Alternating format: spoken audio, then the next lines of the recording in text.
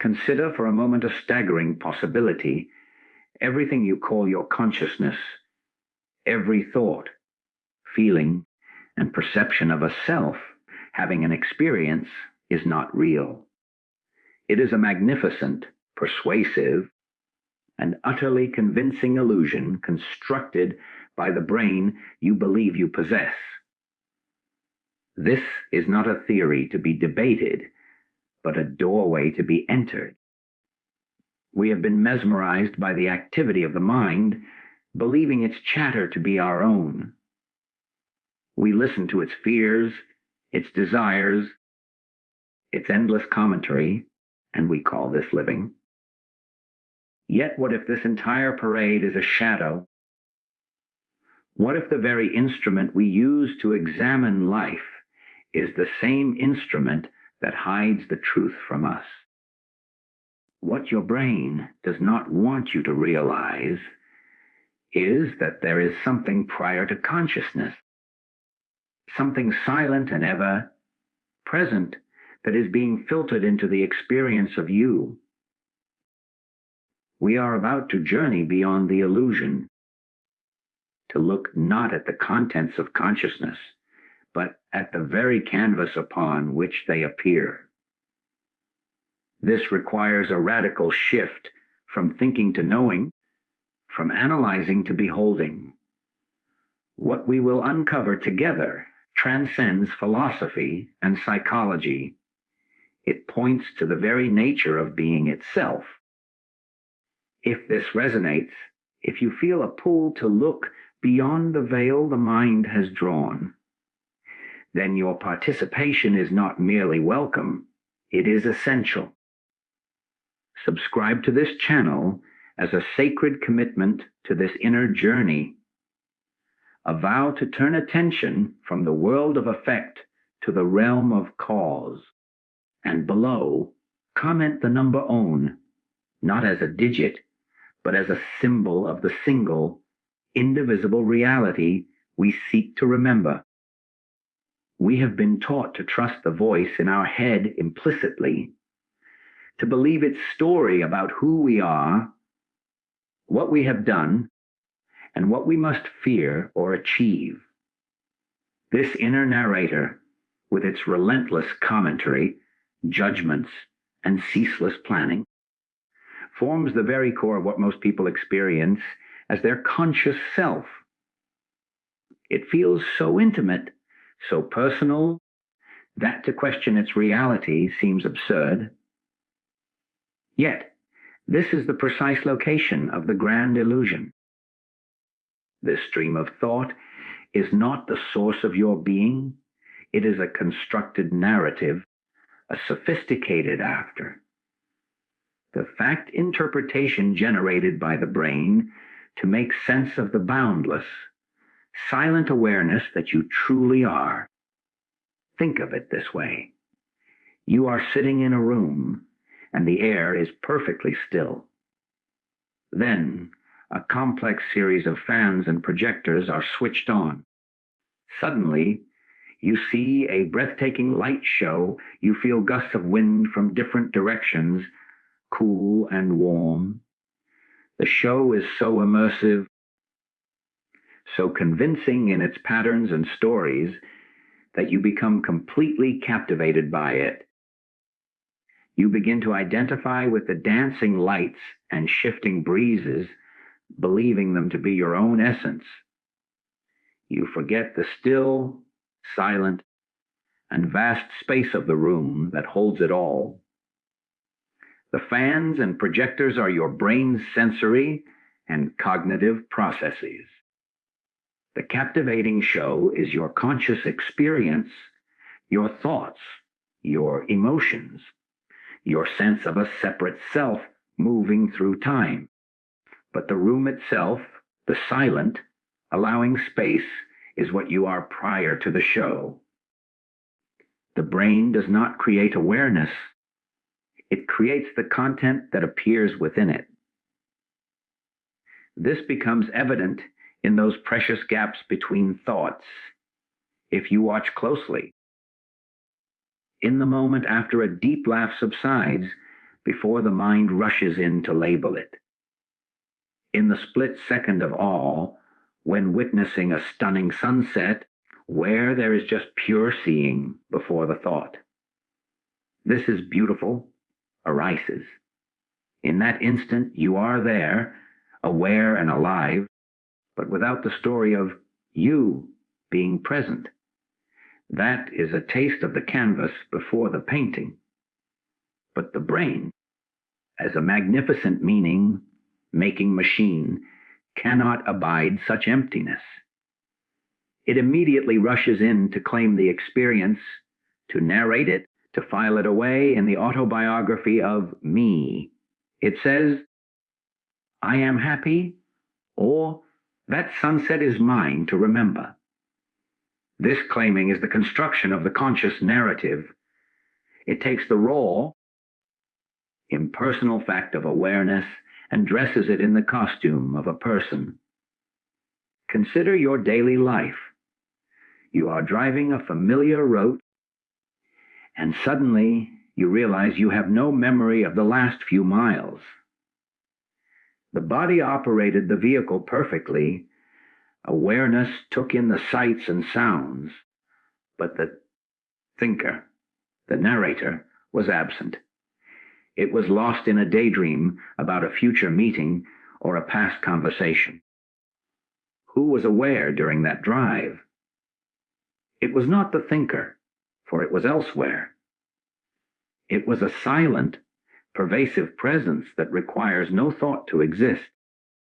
The moment you wake up to the fact you were daydreaming, the narrator returns with a jolt, claiming the entire episode. Oh, I was on autopilot. But it wasn't you on autopilot, it was the as narrator that was temporarily offline. The real you was never absent.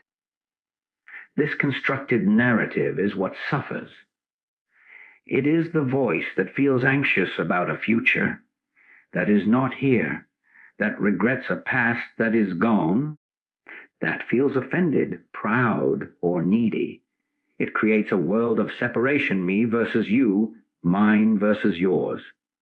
We believe we must heal, improve, or satisfy this self to find peace.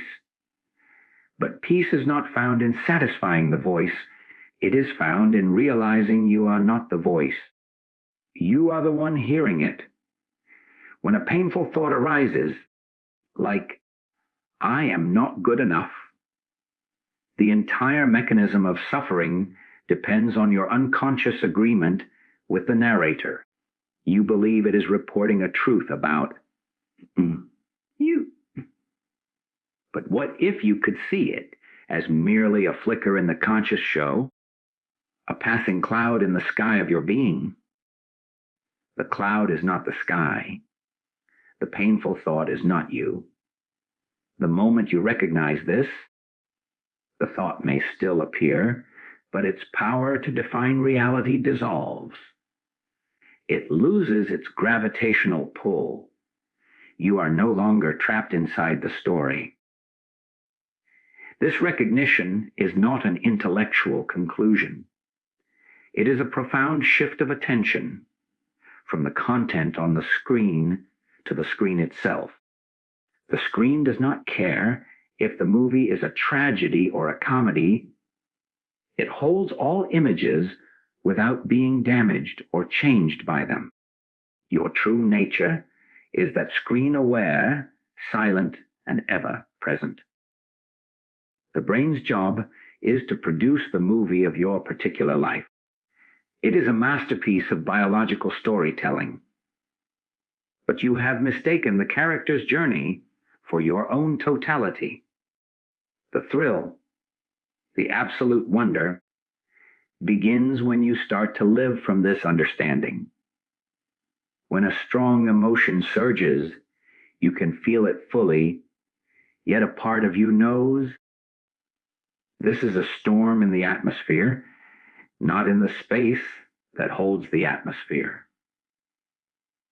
When a critical thought about another person arises, you can see it as just more content.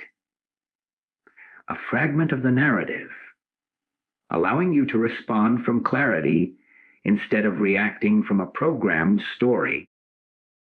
The narrative continues. It is the brain's ancient function, but it no longer has the final say. It becomes a practical tool for navigation, not the master of your existence. If the narrative of consciousness is the captivating movie, then the brain is the intricate projector. Its entire purpose is to translate an infinite, unfiltered signal into a coherent, limited, and personal experience. It is not a creator, but a filter, and a necessary one. Imagine trying to stare directly into the sun. The brilliance is too much. It would overwhelm and blind the instrument trying to perceive it. So, you must use a filter, like a piece of smoke glass, to reduce the radiance into a form you can safely observe. In this metaphor, the sun is the boundless, impersonal reality of pure being, the infinite intelligence and life that is the source of all. Your brain is that piece of smoke glass. It does not create the light. It selectively blocks it out so that a specific, manageable image can be formed. This filtering is what produces the world of separate objects, of time and space, of a me here and a world out there. It obscures the infinite by translating it into the finite. It turns the symphony of all, that is, into a single, understandable melody line. This is not a flaw, but a function. We could not operate in this realm of form without it. The problem, the source of our deep existential confusion, is that we have become entranced by the filter itself. We believe the tint of the glass is the true color of the sun. We worship the projector and forget the light. We are like a scientist who becomes so obsessed with the lens of their microscope, polishing it, studying its scratches, noting its distortions, that they completely forget they are supposed to be observing the life teeming on the slide beneath it. The brain, with its thoughts, senses, and memories, becomes the sole object of our study, and we call this consciousness. We believe that by understanding the filter, we will understand reality. But all we will ever understand are the limits we have imposed upon it. You encounter this filtering every single day, yet you mistake it for reality. You look at a tree. What do you experience? Not the tree, in itself, in its unimaginable fullness. You experience a visual representation constructed by your optic nerves and visual cortex, a shape, a color green defined by the limitations of your retinal cones.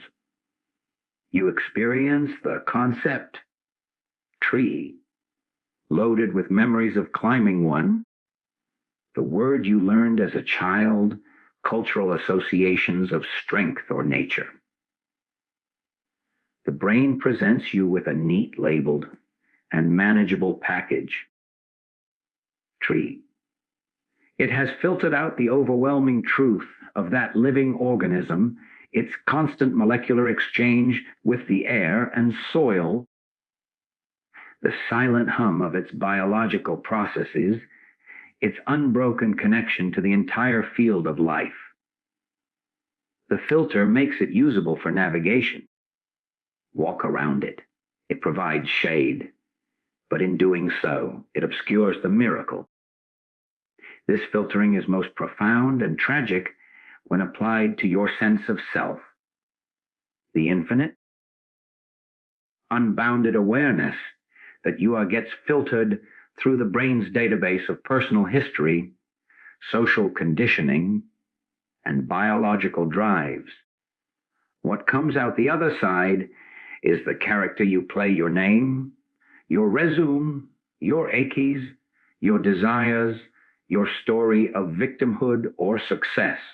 The brain takes the vast, silent I am and narrows it into the noisy, fragile, I am John, I am 42, I am worried about my mortgage, I am proud of my children. We then spend a lifetime trying to decorate, defend, and satisfy this filtered character, believing its survival and enhancement is the purpose of existence. We are trying to polish the lens, hoping it will finally let the true light through, not realizing the polishing itself is the activity that maintains the obscuration. The thrill comes when you begin to notice the filter at work, and in that noticing, you get glimpses of what lies prior to it. It happens in moments of shock or supreme beauty when the brain's narrative machinery circuits. When you receive sudden, devastating news, there is often a split second of pristine, silent emptiness before the storm of grief and thought descends. In that instant, the filter failed. The raw reality flooded in, too powerful for the brain to immediately process into a story. In moments of awe in nature, standing before a crashing ocean wave or under a canopy of dizzying stars, the mind sometimes stops its chatter. The concept-making apparatus is overwhelmed by the sheer scale of the input. For a breath, you are not a person looking at the ocean. There is just the all-ing. The filter becomes temporarily transparent. These are not mere emotional experiences. They are moments of pure, unfiltered being. They feel like home because, for a flicker, you are a home.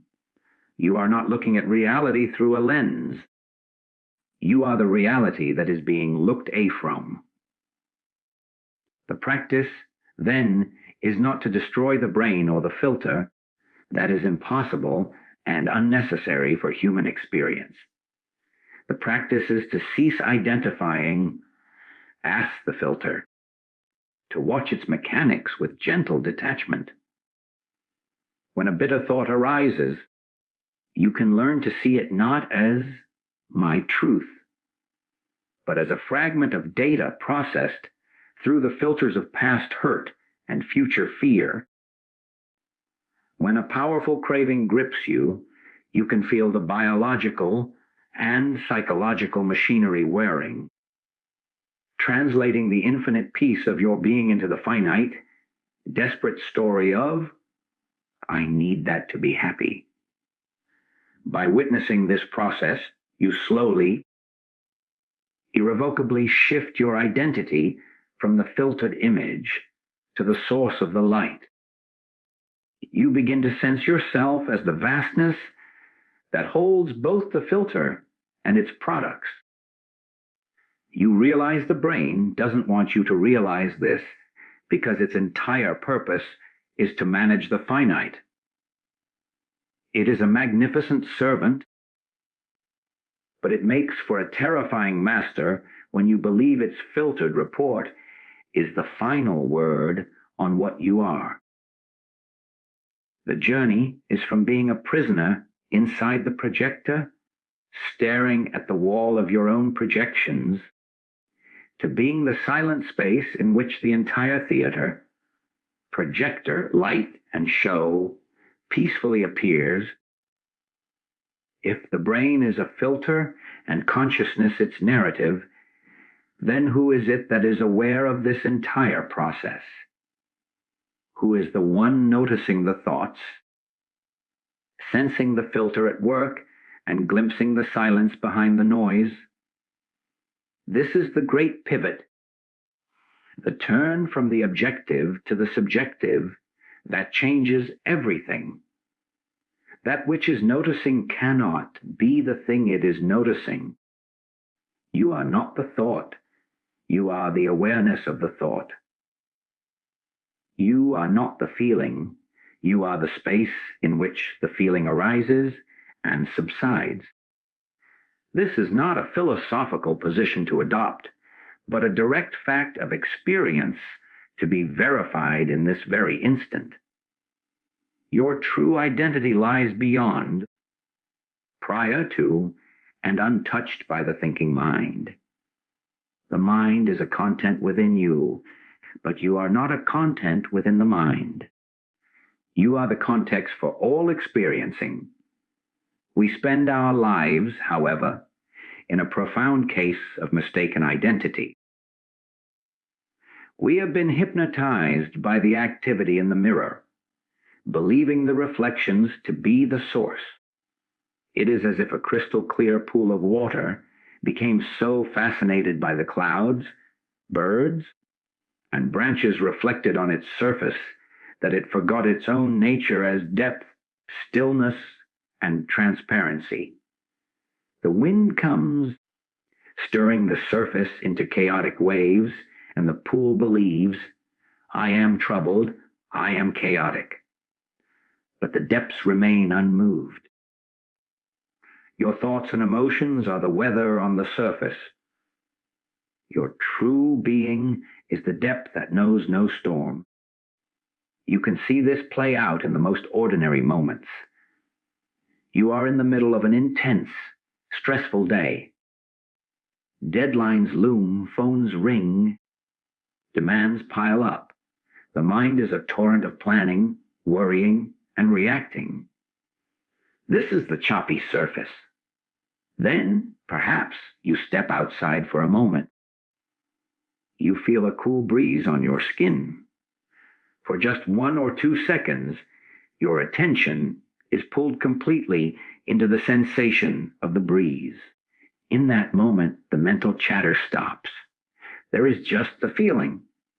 Where did you go? The stressful thinking you vanished. But were you absent? No.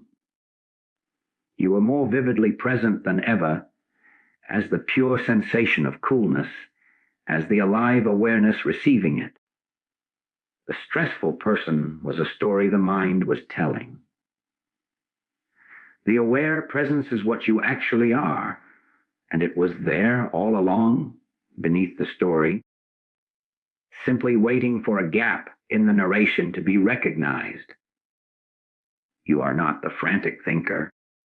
You are the knowing that is aware of the frantic thinking.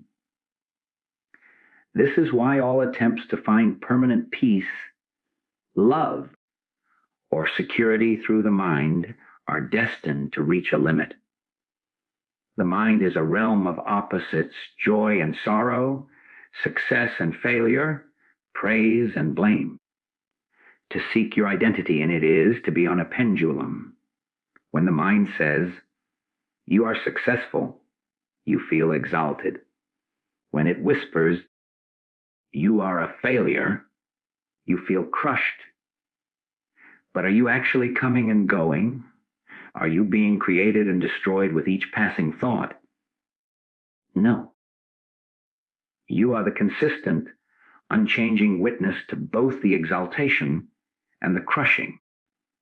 You are the screen upon which both the triumphant and the tragic scenes are played. The scene affects the characters in the movie, but the screen is not scratched by the drama. Your work is not to change the scenes to your liking, though life will move you to act, but to remember you are the screen. This realization is the ultimate stability. Observe how the mind immediately claims this awareness as another object, another thought. It says, so I am awareness. That is the final, most subtle trap. The I in that sentence is still the mind pretending to be the watcher.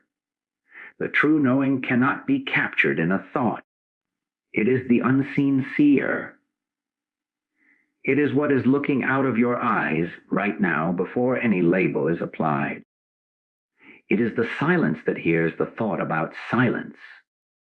To approach this, you must stop looking for an experience called awareness, and instead notice what is already, always present.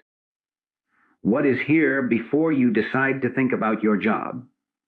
What is here after a memory fades? That background presence, like the hum of a refrigerator you only notice when it stops, is not a thing. It is you. The mind's world is one of things, good things, bad things, my things, your things. Your being is the no thing that gives all things their reality. When you begin to abide here, even in glimpses, life transforms not by changing its content, but by changing the context. A pain arises in the body. The old context, identification with the mind, would immediately weave a story. This is terrible. What if it gets worse? I can't handle this. Suffering compounds the sensation. The new context, resting as the aware presence, allows you to feel the raw sensation with a startling intimacy. You can say, there is tension here, or there is a throbbing sensation. You feel it without the catastrophic story. It may still be intense, but it is no longer personal. It is simply a phenomenon appearing in the vast field of your awareness, like a cloud in the sky. The sky does not resist the cloud. It holds it, and in that allowing, there is a profound and paradoxical freedom. The sensation is no longer happening to a fragile self. It is happening within you, the boundless space. This is not dissociation. It is the deepest possible engagement, free from the filter of fear. You are not a character at the mercy of the movie's plot. You are the theater itself, the silent, welcoming space that makes the experience possible. And that space cannot be harmed, cannot be added to, and cannot be lost. It is what you have always been, desperately seeking yourself in the ripples on your own surface. This shift in context, from the ripples to the ocean depth, from the thought to the awareness, demands a complete transformation in how we engage with the world. It is not about acquiring a new philosophy, but about a radical change in the mechanism of knowing itself. We are conditioned from birth to rely on the thinking mind as our primary tool for understanding. We analyze, compare, deduce, and conclude. We believe that by thinking about life, we can understand it. But this is like using a teaspoon to measure the ocean. The instrument is not wrong for its purpose. It is fine for measuring sugar, but it is utterly incapable of containing the vastness before it. To know the truth of what you are, you must shift from mental analysis to silent knowing. This knowing is not intellectual, it is an immediate, intuitive recognition, a beholding without the intermediary of thought. It is the difference between reading a passionate love letter and feeling the touch of a lover's hand. One is a description, a symbol pointing to an experience. The other is the experience, direct, wordless, and whole. The mind is a tool for navigating the world of time and objects. It is linear, sequential, and thrives on problems and solutions. It lives in the past and the future, constantly referencing memory to project what comes next. But your true nature exists only in the eternal present, a dimension the mind cannot comprehend, only obscure. Think of a time you were utterly absorbed in a creative act, perhaps painting, playing music, or even fixing something with deep focus. In those moments, the inner critic, the planner, the worrier, falls silent. There is just the flow of action and perception. If a thought arises, it is not about you. It is about the next brushstroke, the next chord. You are not thinking, Eraz, about the activity. You are one with it. The mental analyzer has stepped aside, and in that vacancy, a deeper intelligence operates. This is not you thinking your way through. It is life thinking itself as you. This is a taste of silent knowing. The moment you step back and think, I am really in the flow now, you have left the flow and are once again analyzing an experience from the past. The mind has reasserted itself as the commentator. This is why all our seeking through books, lectures, and concepts ultimately reaches a cliff's edge. They can prepare the ground, they can point the finger, but they cannot give you the experience. The experience is found only in the cessation of seeking, in the quieting of the very instrument that seeks. It is found not by adding more knowledge to the mind, but by subtracting your identification from it. You do this not by force, but by gentle, relentless attention. For instance, you are waiting in a long line, and the mind is impatient, grumbling about wasted time, generating stories of frustration. This is mental analysis at work, comparing the present reality to a preferred one and finding it lacking. The shift to silent knowing begins with a simple, almost physical, turning of attention. You feel the weight of your body on your feet. You listen to the ambient sounds not as annoyances, but as pure vibrations. You notice the play of light on the floor. You are not thinking about these sensations. You are as feeling them directly. In that moment, the complaining narrative loses its fuel. It may sputter on in the background, but you are no longer residing in it. You are residing in the simple, undeniable ness of the moment. The line has not moved any faster, but your relationship to the experience has transformed from one of resistance to one of simple presence. You have stopped analyzing the moment and started knowing it from within. This silent knowing is how you begin to perceive the reality of others,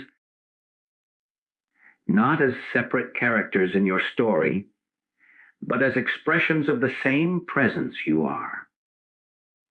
When you look at another person through the mind, you see a collection of labels, their role, their behavior, their threat or value to you.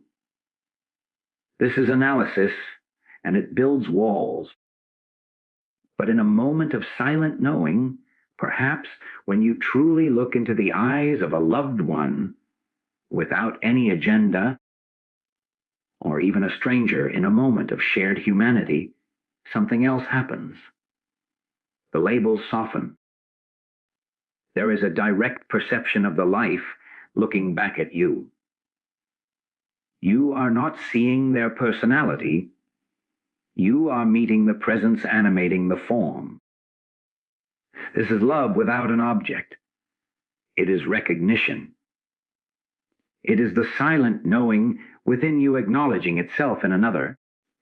Conflict cannot exist in this space, for it sees no true other to conflict with. It sees only itself, perhaps temporarily lost in a painful story, and its natural response is compassion not defense.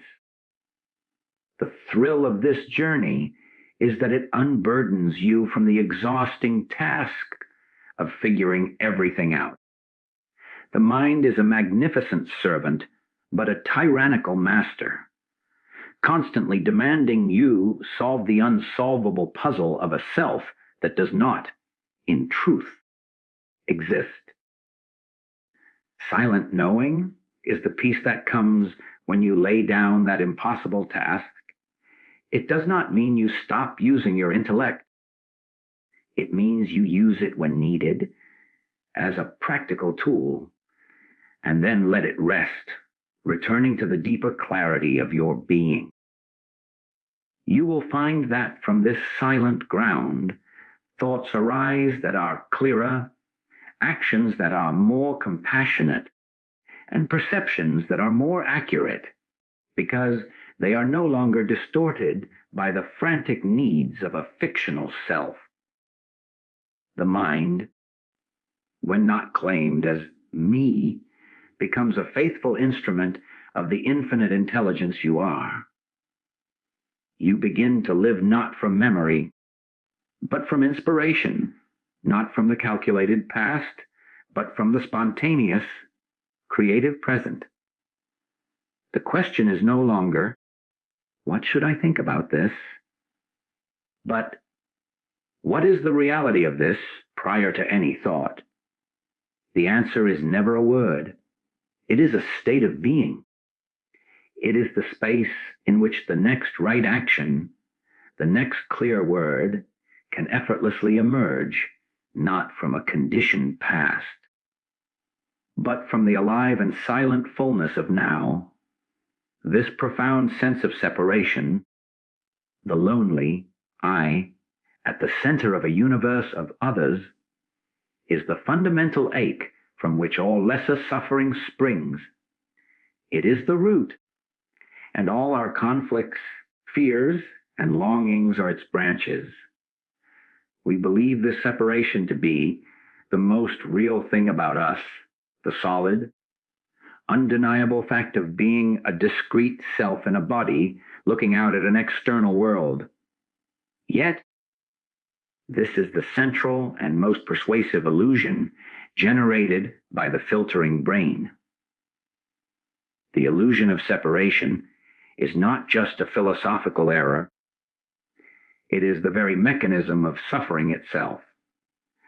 For if you believe yourself to be a fragile, isolated entity, then everything in the cosmos appears as a potential threat or a possible source of fulfillment.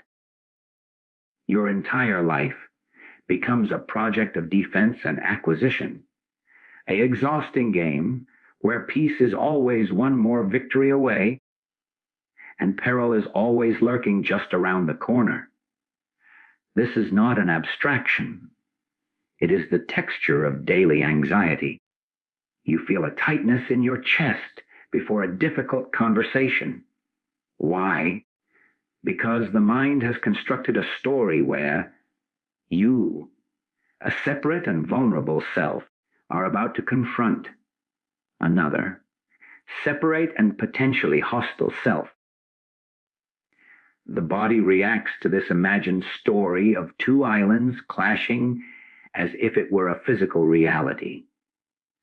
The suffering is not in the conversation itself, it is in the deep, seated belief in the reality of those separate islands. Or consider envy. You see a colleague receive praise you desired. The sting you feel is the painful friction of separation. The story is one of me, here, lacking, and them, there, possessing. The mind measures the gap between these two imagined separate entities, and the result is a sense of personal diminishment. Even our most cherished relationships are often haunted by this ghost of separation. We speak of my partner, my child, and in that possessive love, there is a subtle fear of loss, a constant monitoring of whether this other is meeting the needs of the self. The underlying assumption is one of division, and from that, neediness and control inevitably grow. But what if the separation is a trick of perception, a convincing hologram projected by the brain? Consider the experience of true empathy not as a thought, but as a visceral feeling. You witness someone you love in profound grief. For a moment, your own mental narrative stops. You do not feel pity for them from a safe distance. You feel the ache in your own chest. Where does your pain end and theirs begin? In that moment of shared feeling, the boundaries blur not because you are confused, but because you are touching a deeper truth, that awareness, that capacity to feel, is not boxed into individual skulls. It is a unified field, and individual minds are like whirlpools in a single ocean, distinct in pattern, but not separate in substance. The ocean in one whirlpool is not different from the ocean in another. The suffering arises when the whirlpool believes itself to be only its own swirling pattern, forgetting it is ocean. Your personal whirlpool may be calm today, while another is turbulent. But to believe you are only your local weather is the root of both indifference and personal anguish. When you begin to glimpse this, the entire motivation for living shifts. The drive to protect the fragile, separate self starts to lose its urgency. This does not make you passive. It makes you truly effective, because your actions are no longer fueled by the frantic energy of fear and lack. You can still act to defend your body from harm or improve your circumstances, but you do so from a place of clarity, not from the terrified conviction of being a lonely fragment under siege. It is the difference between a soldier fighting from a desperate, personal hatred and a surgeon performing a precise, necessary incision. One is consumed by the story of separation. The other acts from a connected understanding of a larger whole. You can practice seeing through this illusion in concrete ways. Next time you feel irritation towards someone, perhaps a stranger who is rude to you, pause. Observe the story the mind is spinning. He is disrespecting me. I do not deserve this. Feel the heat of that separate self feeling aggrieved. Now look more closely. Can you see the behavior of that other person as simply the output of their own conditioning, their own fear and suffering? Their whirlpool is turbulent. It is casting out waves. Your whirlpool is reacting. But can you, just for an instant, drop beneath the story and sense the shared turbulence itself? Not hiss, anger, and me hurt, but simply the raw energy of conflict playing out in the field of awareness. In that shift, you are not condoning the behavior, but you are disarming its power to define your reality. You are no longer an isolated target. You are the space in which the entire interaction is occurring. From that space, a response may arise that is calm, firm, and perhaps even compassionate, rather than a reaction that merely perpetuates the clash of separate selves. The ultimate thrill, the greatest liberation, is the slow, sure unraveling of the lie that you are alone.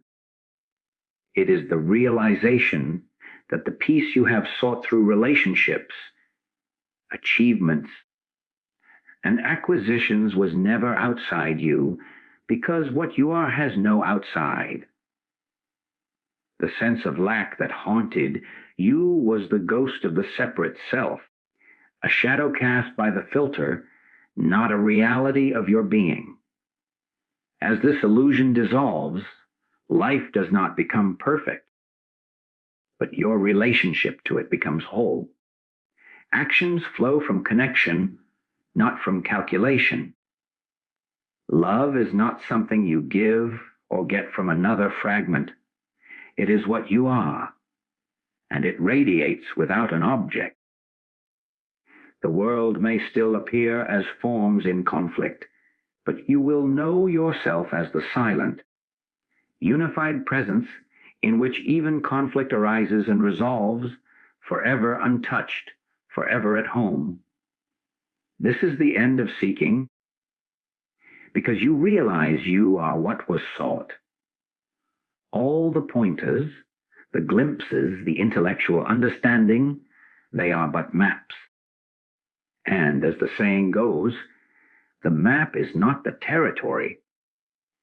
You can study the chart of the ocean for a lifetime, noting every current and depth. But until you surrender to the water itself, you will never know wetness, buoyancy, or the ocean's true power. This is the final, necessary step, moving from theory to direct experience. Conceptual knowledge about the illusory self is a candle in a window. It shows you the direction, but it cannot warm you. Direct experience is the fire on the hearth. It is not something you have, but something you are, and it reveals the impersonal presence as the only reality, the very substance of your being and of all that appears. We often mistake intense emotional or sensory experiences for this revelation. A moment of sublime beauty, a peak of joy, a deep meditative stillness, we grasp at these, hoping to crystallize them as proof. But these too are objects within consciousness, however subtle. They come and go.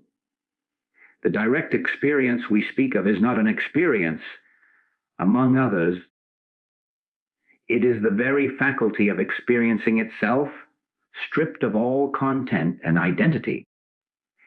It is what remains when you are not adding anything to the present moment, no interpretation, no memory, no desire for it to be other than it is.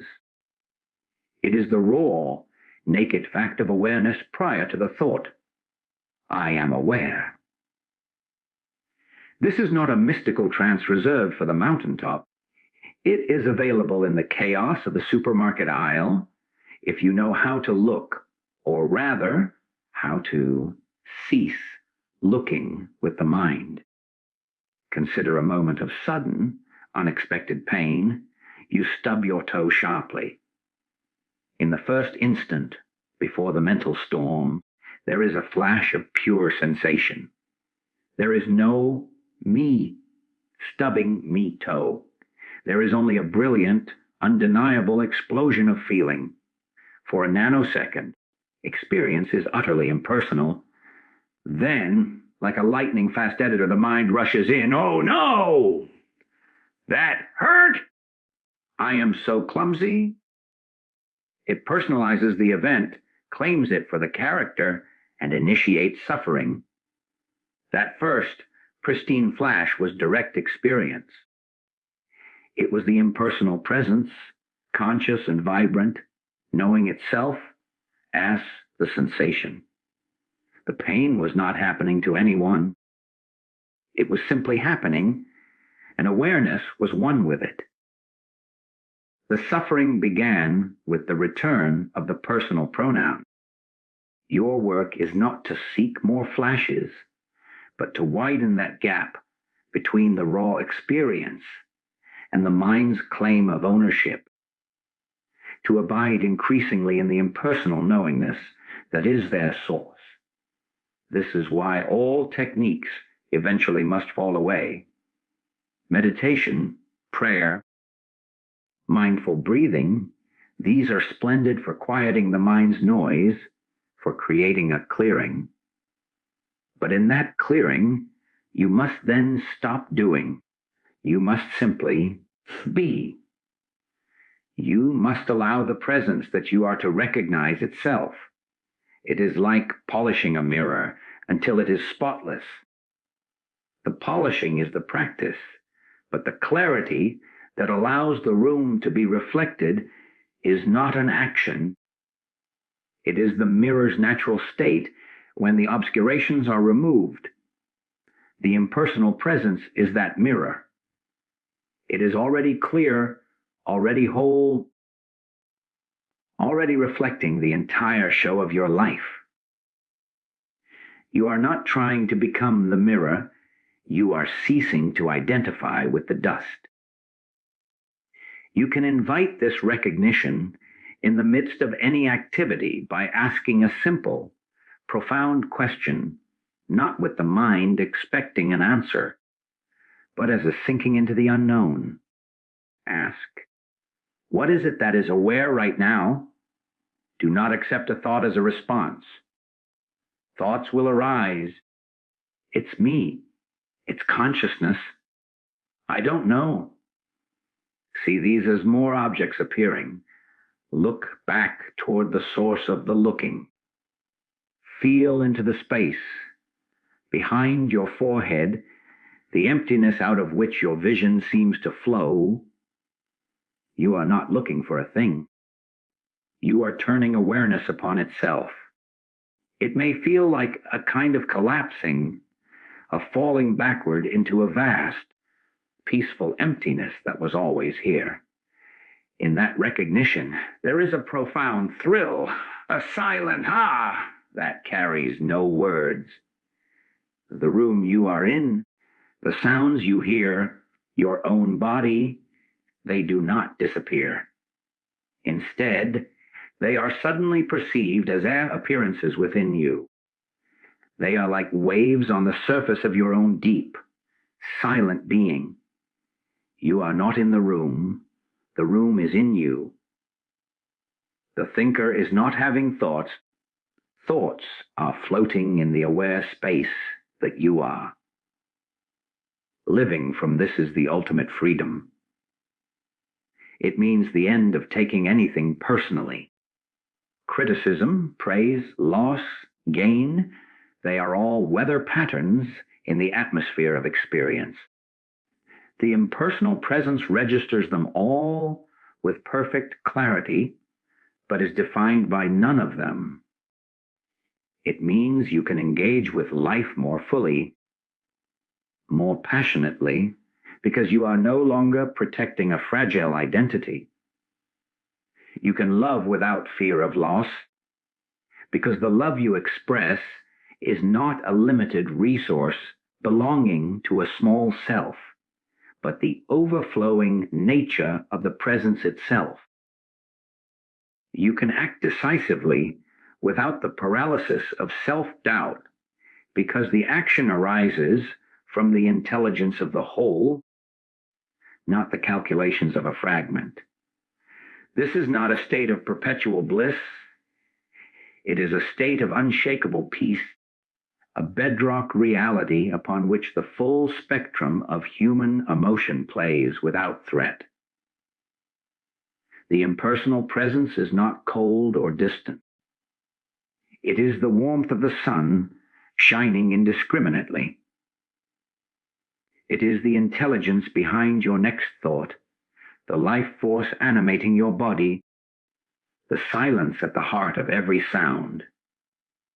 To realize this is not to become superhuman, but to finally become fully human, to be the conscious space in which the human experience unfolds, no longer mistaken for the character in the drama, but awake as the boundless, silent and loving presence that gives the drama its light and its life.